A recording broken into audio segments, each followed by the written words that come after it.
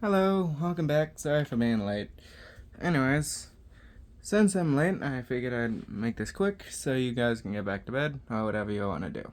Now, today we'll talk about backgrounds. And when I say this, I mean personal backgrounds and how they affect views. For example, let's say you are a white, middle class, just generally average American. So you have average stats across the board. About 100 IQ, average weight, average height. For your gender, let's just say you're a man, so you have slightly more weight and slightly taller body. How you view the world is naturally going to be characterized by your experiences. Now, you can be average all you want. However, that does not change the fact that things you go through will change how you view things. So just because you're average in every statistic does not mean you're going to have average political views. For example, a number of things could affect how you view things. Your parents' status.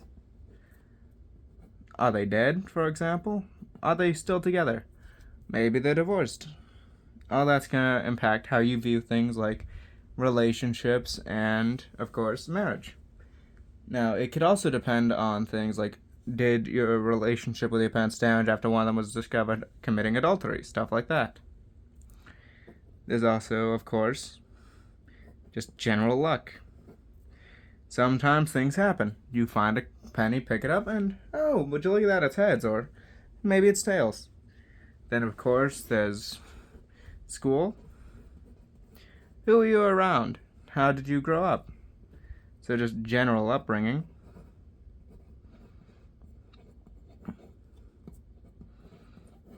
And, of course, what you witness.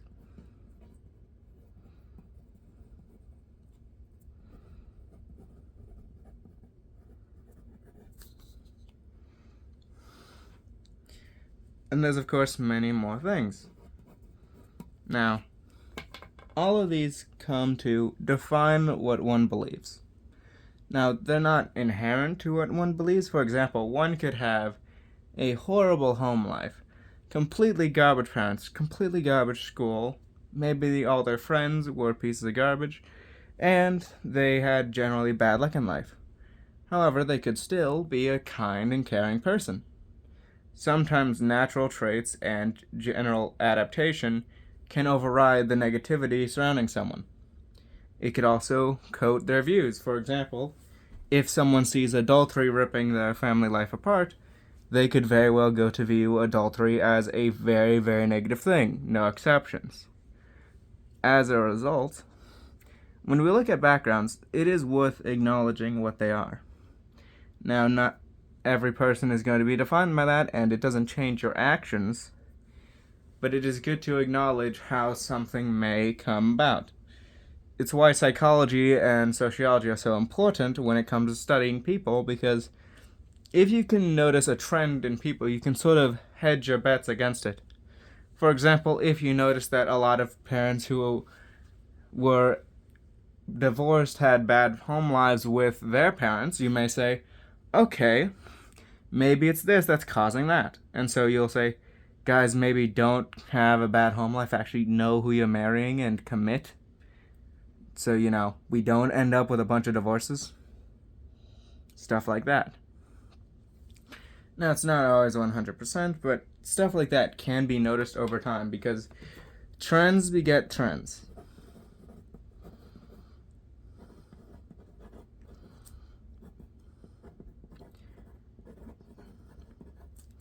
One could argue that's part of the reason we see, for example, people who generally have different genders or declare themselves to be such have very negative things around them or other mental illnesses. Am I saying that's exactly what's happening? No. But such a consistency would indicate at least some correlation. Potentially, those things cause the view of another gender. Potentially, the view of the other gender causes the other symptoms. Whatever the case, there's some connection between them. Whether it's y equals x or x equals y, who knows? But there is some level of connection between them. And so if we can find such trends, figure out which came first, then we can effectively head off any problems that come from it. For example, depression is not a good thing. If we can find which of these in one's upbringing tend to lead to more depression, then we can reduce it, or at the bare minimum, slow it down and start shrinking it, so we can minimize damage.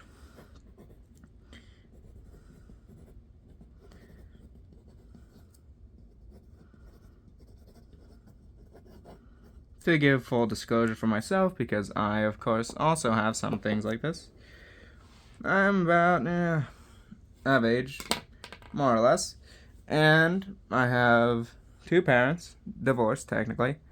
More importantly, I'm a military brat on both ends. Flyboys. Well, I don't think they were in planes, but still, worked in the Air Force, same difference. And so, naturally, I tend to have a lot of my views colored by that. After all, my parents did quite well, and I'd say they raised me pretty well, especially in terms of morality and general behavior. I still use sir and miss, so I'd say that's a plus. And as a result, I would say they have definitely impacted how I behave. Now, my political beliefs, less so, considering they're general conservatives and I am me. So, yeah. And as a result, I can definitely say the background I have experienced characterized how I think. That, along with how I was born and just general genetics, has created, well, me. Just combine my own actions in there and boom. But the reason I'm bringing this up is because when you're observing someone, you can often ask, why are they so sympathetic to this bad thing? And a lot of the times, it is stuff like this. For example, if you have a relative who dies of a drug overdose, it's a lot easier to be sympathetic with those who do drugs in excess. Similarly, if you have a drunkard for a relative, depending on your stance with them, you could either say, I hate drunks, they're like this person I know that I don't like, or say, I feel bad for them, they really should get better because they're like my relative who I know quite well. It all depends on context, but it very much can sway how one feels on a certain issue. For example, those who have a lot of elderly relatives tend to not like ideas that hurt the elderly even if necessary, because, well, they got elderly people they care for. Hold on, I'm going to pause for a second. There you go, I think I got it. It was a sneeze. So anyways, back to the point.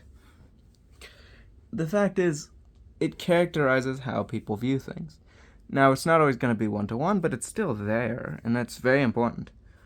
In fact, when someone says, look for the nuance, usually what nuance they do see comes from this.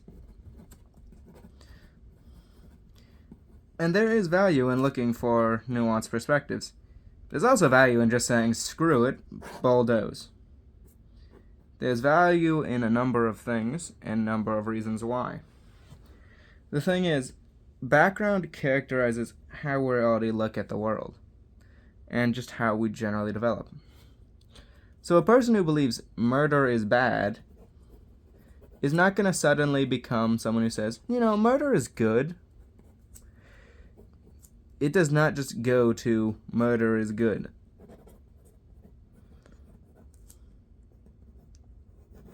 Rather, a person may say, I don't believe that what they did was right when they murdered him, however, I understand it. The nuance is the understanding of, I can understand, I can basically process why. Because for a lot of people who have no experience with many things, it can be weird to think, well, why do you think like that? Someone who has never been in the rural areas in their life will be like, oh, why do you care so much about environmental policy? Or why do you care so much about this or that? Because when it gets to a very abstract point, it becomes very confusing why someone cares.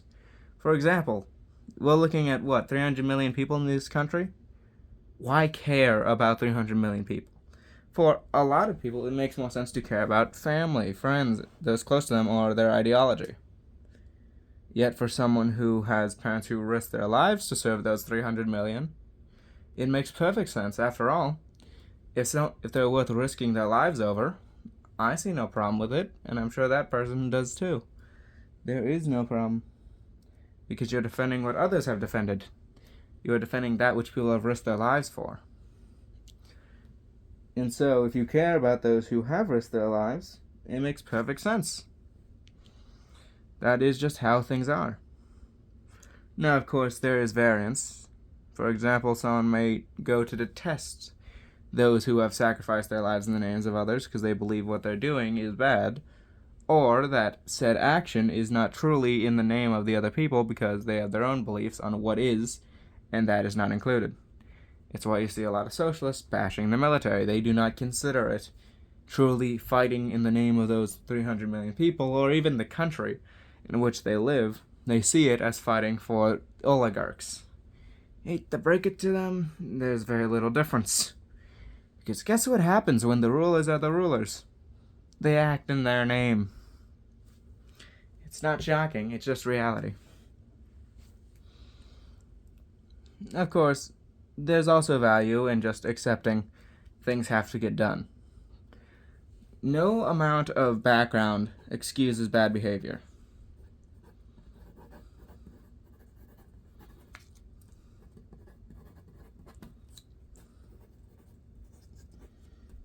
It cannot be used to make a statement on what is right or wrong.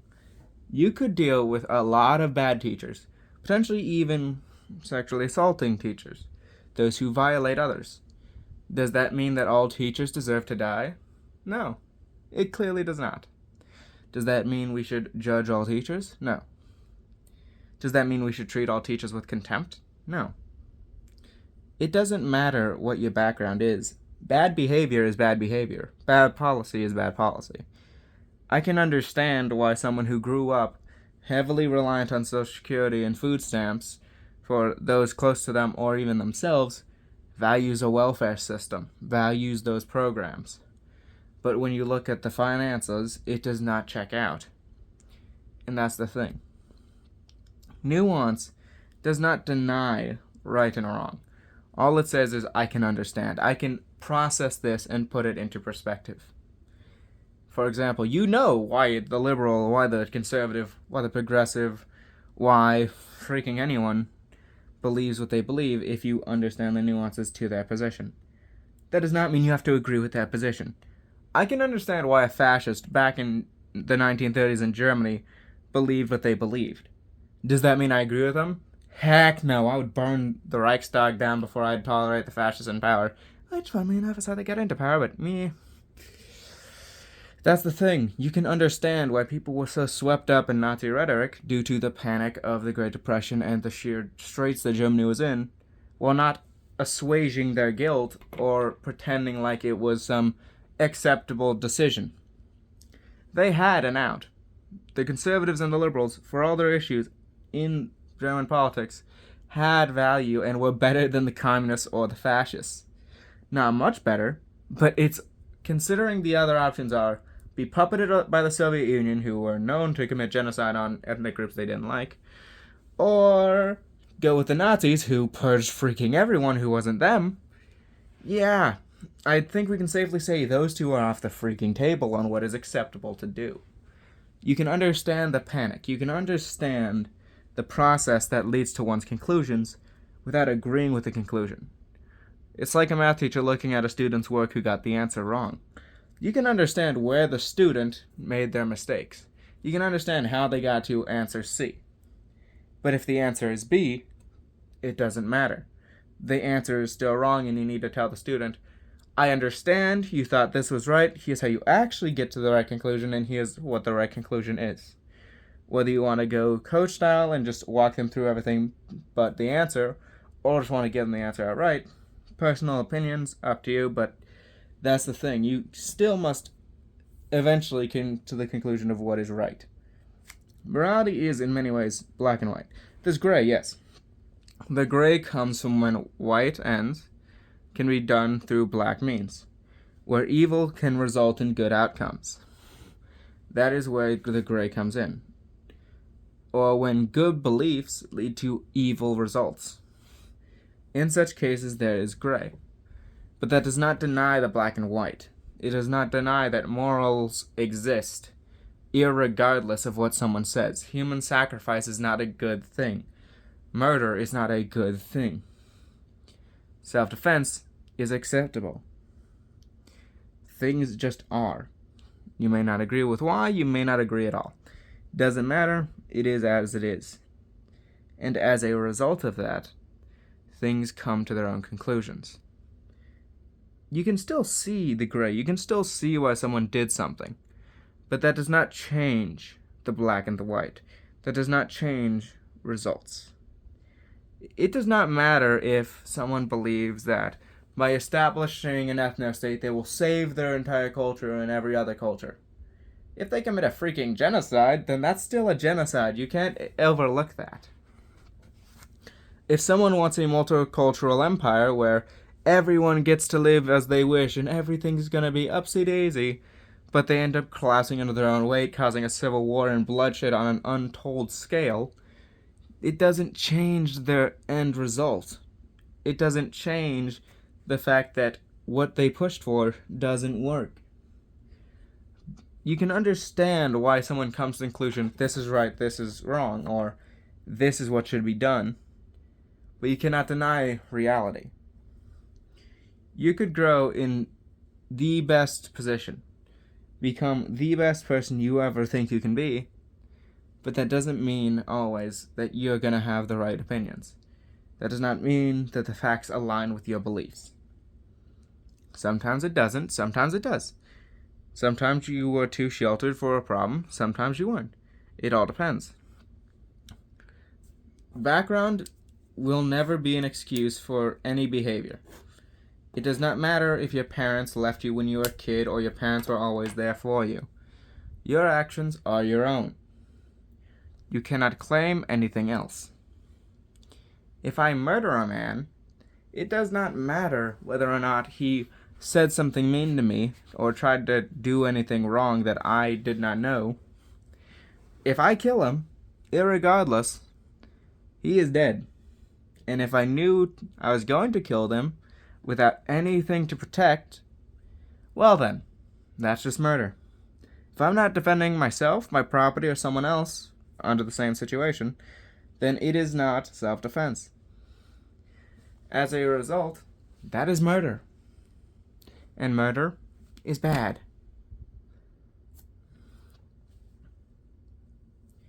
That is how things work. You can have backgrounds, and they color how everyone views things. Those who don't understand why cruel measures take place will always struggle to understand why someone says something like, oh, I don't know, kill every freaking rapist. But even if they did understand, that does not suddenly change the morality of the proposal. If you can make a compelling argument on practical bases for why something should be done, let's say you make an argument for universal healthcare. Whether or not your position is nuanced or not doesn't really matter. What matters is the effect of your proposal. Background characterizes how we view things, but it does not change what we're looking at. A ball is a ball. It does not matter if you look from the left side or the right. You could look up, down, you could even look from an angle.